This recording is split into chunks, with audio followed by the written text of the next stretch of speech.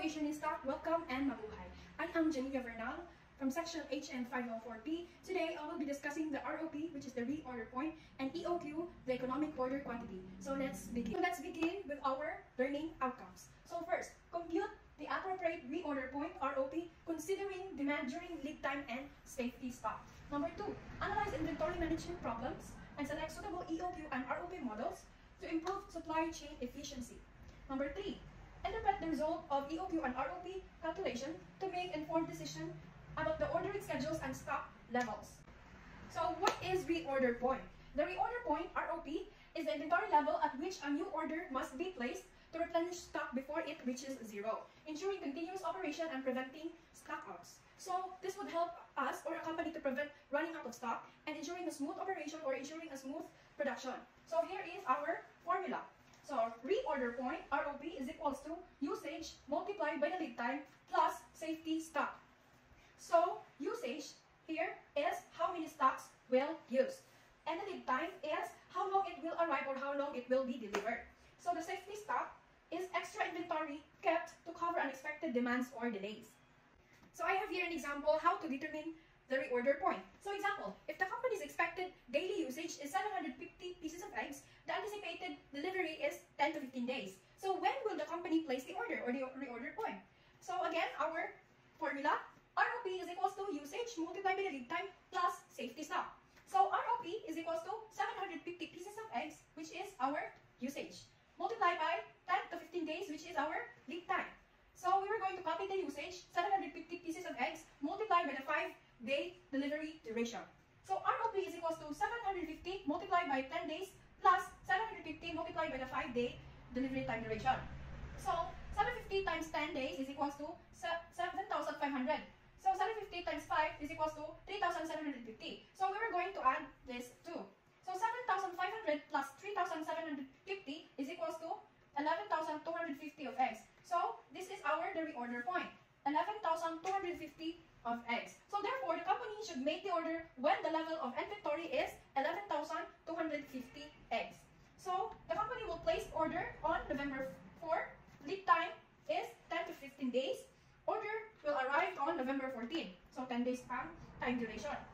So November 14, 10 days minimum orders lead time. And the safety stock days is November 14 to 19, which is 5 days. So let's move on to this topic, which is the economic order quantity or EOQ. So under the EOQ, we can also compute the following. First is the number of orders per year or NO. The formula of that is NO is equals to N divided by the EOQ. Next is the total ordering cost per year or TOC. And the formula of that is TOC. TOC is equals to NO times OC. Next is the average inventory, which is AI. Formula of that is AOQ divided by 2. Next is total carrying cost per year or TCC. The formula is TCC is equals to AI multiplied by CC. Last one is the total cost or TC. Formula of that is TC is equals to TOC plus CC. So what is economic order quantity? The economic order quantity or EOQ is used to determine the most cost-effective quantity of inventory to order one that minimizes the total cost of ordering and holding stocks. So here is our formula. So economic order quantity or EOQ square root by 2 times O times N divided by C. So O here is our cost of placing an order or ordering cost. So N here is number of unit required annually divided by C, which is C is annual carrying cost per unit per inventory. I have here an example. This one. Number of jars of honey required annually is 10,000. Cost of placing an order is 10 pesos. Annual carrying cost per year jar of inventory is 80 cents. So let's determine the following from A to F. So let's begin with the letter A, which is the economic order quantity or EOQ.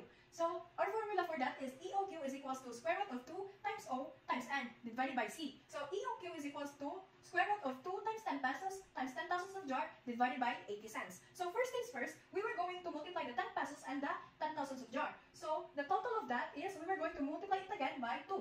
So the sum of that is we were going to divide it by the 80 cents. So after the division, we were going to use the square root. So our total is 500 jars, which is our EOQ. So next is letter B, the number of orders per year, or NO.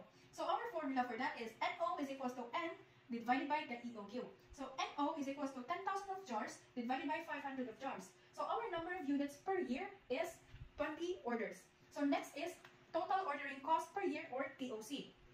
So our formula is TOC is equals to NO times OC. So TOC is equals to 20 orders, which is our number of units, times 10.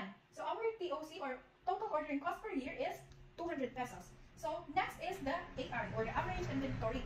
So our formula for the AI is equals to EOQ divided by 2. So AI is equals to 500 of jars divided by 2. So our average inventory is 250 of jars. So next is total carrying cost, or TCC, the letter E. So our formula for that is TCC is equals to AI multiplied by carrying cost. So, or TCC. So TCC is equals to 250 of jars, which is our average inventory, multiplied by 80 cents. So our total carrying cost is 200 pesos. So our letter F, the last one, is total cost, or TC. Our formula for this one is TC is equals to TOC plus TCC. So TC, or total cost, is equals to 200 pesos plus 200 pesos. So our total cost is 400 pesos. So in conclusion, by applying the EOQ model, the company can effectively balance ordering and carrying costs. Ordering 500 jars of order results in the lowest possible total cost of 400 pesos per year.